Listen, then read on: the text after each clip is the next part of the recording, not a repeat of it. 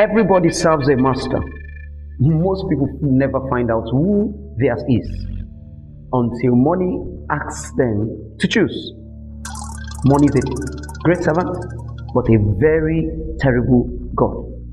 The first question was never how much do you have? It is whose is it? Ownership, faithfulness, mastery, multiplication. Be faithful in the little. Don't bury what He puts in your hands. Welcome to the Stewardship Code, Principles of Managing Money. Welcome to the Kids Inspiring Nation Devotional.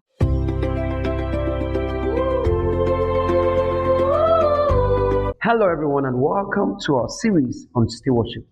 This is the Kids Inspiring Nation. Now look at Luke chapter 16. Look at Luke chapter 16 and verse 1. And he said also unto his disciples, there was a certain rich man which had a steward, and the same was accused unto him that he had wasted his goods. Now the question you ask is, who is a steward? A steward is someone that manages another person's resources according to the owner's instructions. So a steward manages resources according to instructions of the owner. If you look at Luke chapter 16, the steward was responsible for the rich man's resources. He did not have the resources, he did not own the resources, but he had what? Access, he had opportunity, he had authority, and he had responsibility. So being a steward means you have access to God's resources.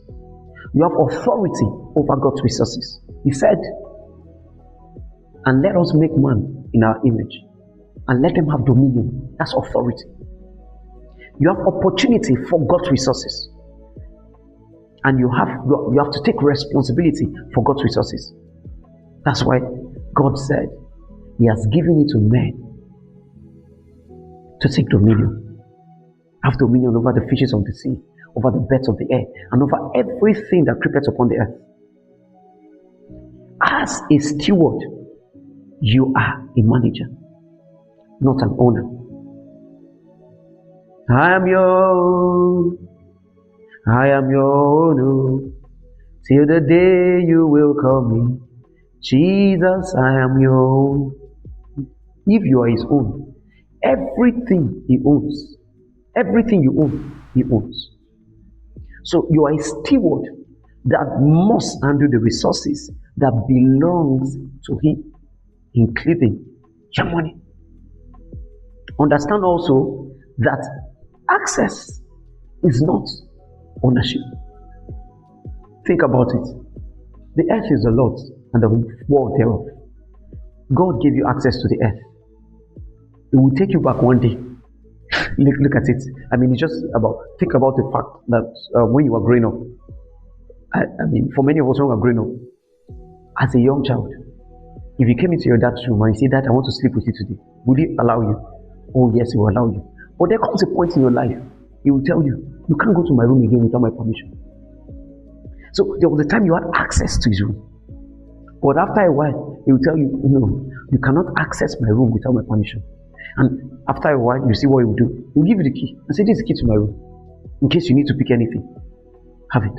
So all that we have is an opportunity to manage. But understand that access is not ownership. That's why the master required of that steward, he said, and he called him, how is it that I hear of this? Give an account of your stewardship. So access is not ownership. You may have access to your parents' money or to your employer's money. If you're collecting salary, that's your employer's money. But guess what? God owns everything. Everything is a layer that reaches back to God. You might have access to that thing you call my game, PS5, Nintendo Wii, Xbox. It's given to you by your dad, but the resources was given to you by God. You might have access in your school to equipment, at your places of work to laptops and what have you. in your places of worship, property, you might have access to internet, Wi-Fi, or a leadership position.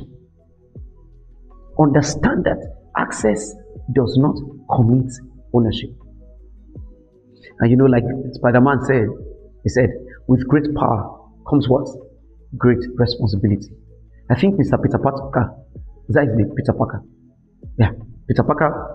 Take a peck of pickle pepper. A peck of pickle pepper. If the pickle pepper, where's peck of pepper? Try and do that 5 times. All right. So, with great power comes great responsibility. If you are given stewardship, that is managing resources according to instructions, then you must serve as a steward. Now, also understand that a steward must be faithful. You see again in the Bible, it is required of men to be faithful. A faithful man who can find.